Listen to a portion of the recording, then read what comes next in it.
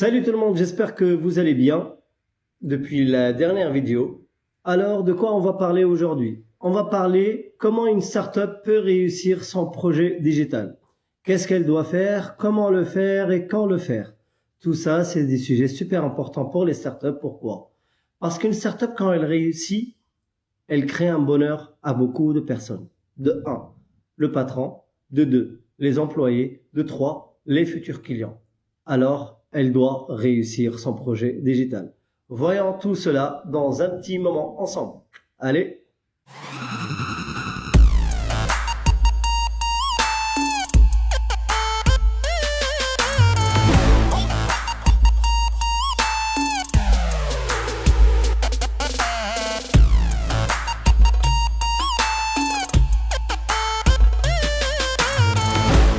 Alors, la réussite d'une startup, le projet digital d'une startup, comment il doit réussir. Avant de créer une startup, on sait bien qu'on doit faire une étude de marché. Pourquoi? Pour savoir tout simplement s'il y a un marché qui est à la demande de notre produit ou de notre prestation.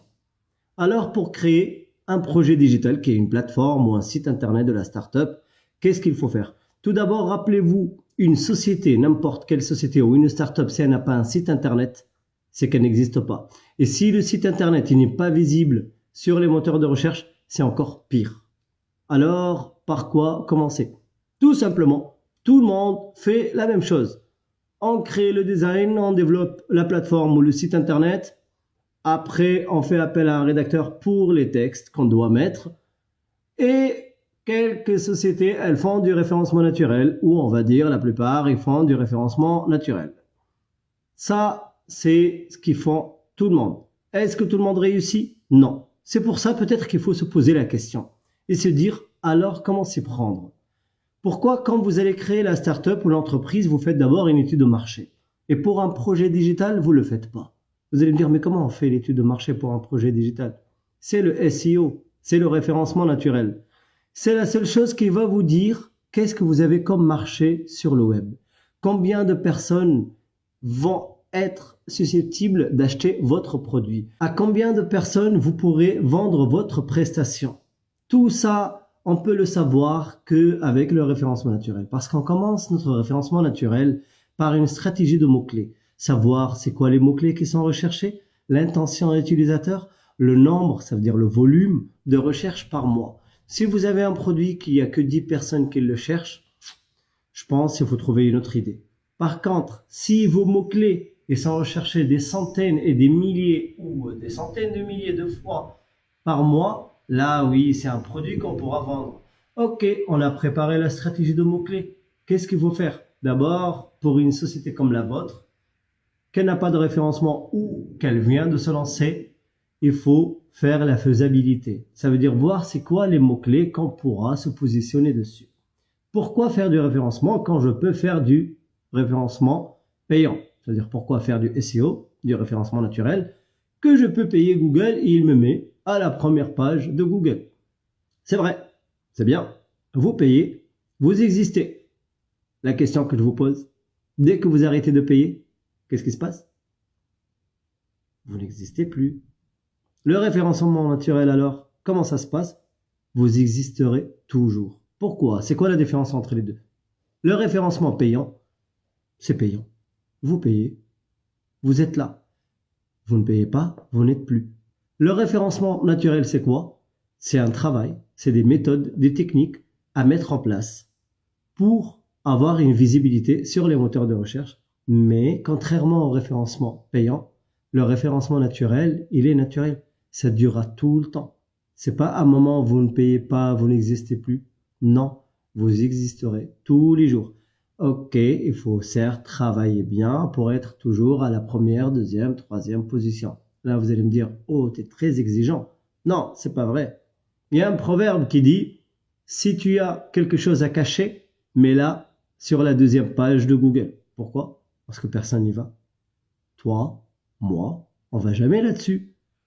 On s'arrête le maximum à la 5e position. C'est-à-dire dans la première page de moteur de recherche, on ne dépasse jamais les 5 premiers résultats. Même à notre époque, les 3 premiers résultats, on a déjà trouvé ce qu'on cherchait. Soit on achète, soit on est informé. On a dit il faut faire la stratégie de mots-clés, la faisabilité. Pourquoi nous devons commencer par le référencement naturel et on ne crée pas d'abord le site, le design, etc. Parce que tout simplement, quand vous allez créer et mettre en place votre stratégie de référencement naturel, vous allez voir et connaître le potentiel de votre produit et de votre marché.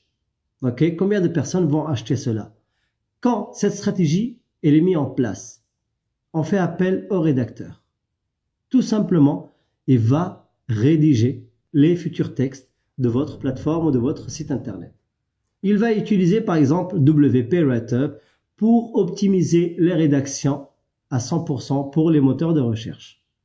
Quand le référencement il est prêt, quand les rédactions elles sont prêtes, alors le graphiste ou l'ingénieur UX avant, ils vont se régaler, ils vont kiffer. Pourquoi?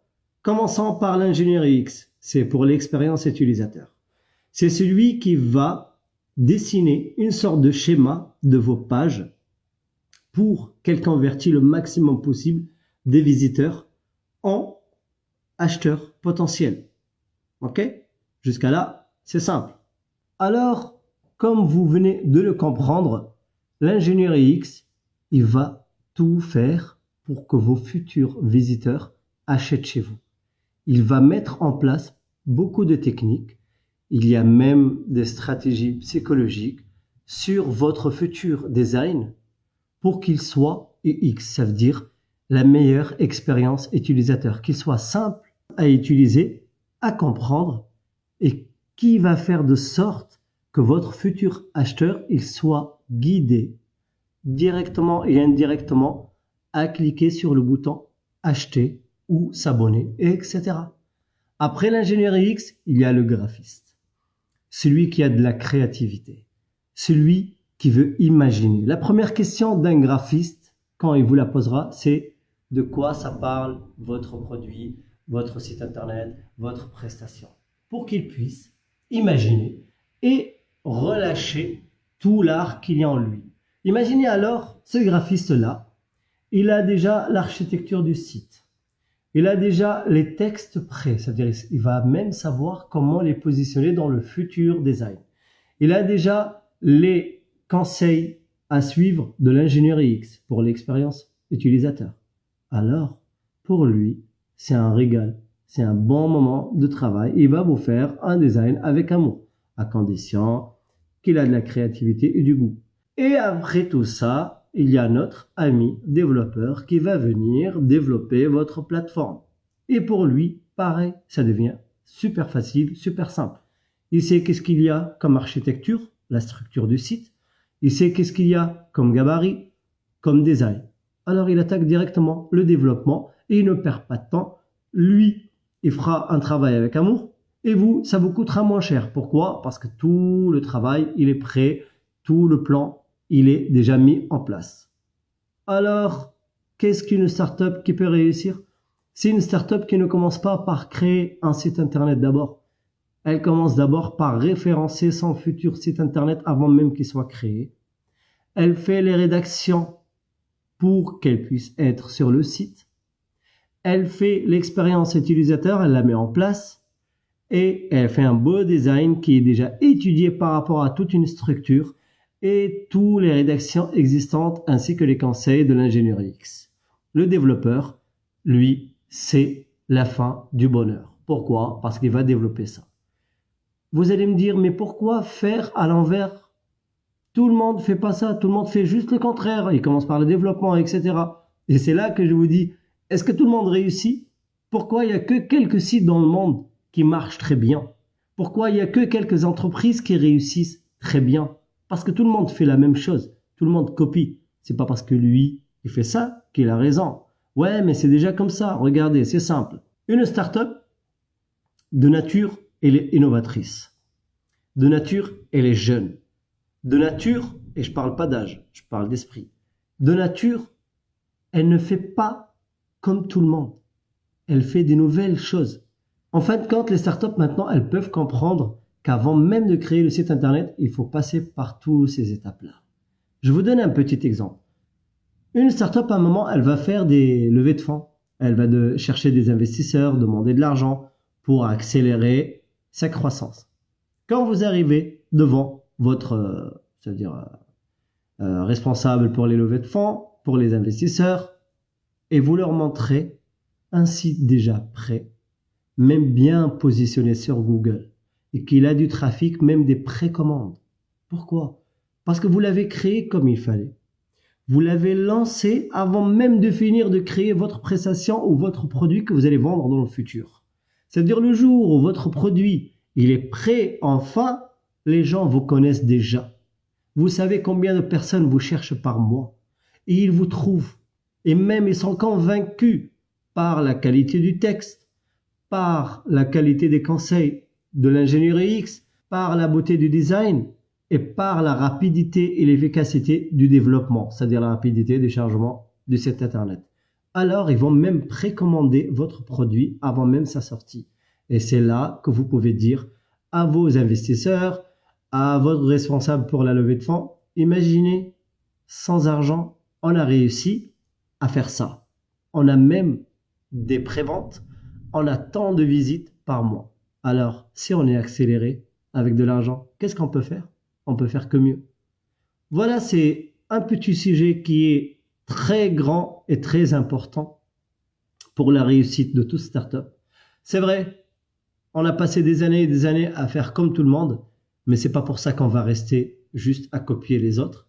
Alors à partir de maintenant, vous pouvez faire les choses comme il faut et d'une meilleure façon.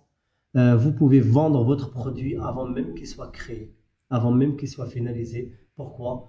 Parce que les internautes, parce que vos futurs clients, parce que toutes les personnes qui cherchent votre prestation ou votre produit, ils vont vous trouver avant même que vous avez fini de les créer. Ils vont même précommander. Et ça, c'est la force du copywriting et du UX. Je vous laisse bien méditer sur ça, prendre la bonne décision et contacter la bonne personne pour commencer le minimum par votre référencement naturel qui lui boostera et vendra votre produit actuel ou futur produit. Et là, vous allez me dire, et si mon site internet il est existant déjà, qu'est-ce qu'on va faire? Je vous dirai avec amour, dans la prochaine vidéo, on va voir tout ça ensemble. Je vous souhaite une agréable journée ou une agréable soirée. Je vous invite à s'abonner à la page, de faire un petit like. C'est gratuit, c'est sympathique. De partager cela, ça pourra aider quelqu'un d'autre. Alors, je vous souhaite une agréable journée et une agréable soirée. À la prochaine vidéo. Et je vous fais un bise, un petit like, un petit partage. Et à très bientôt. Salut, ciao.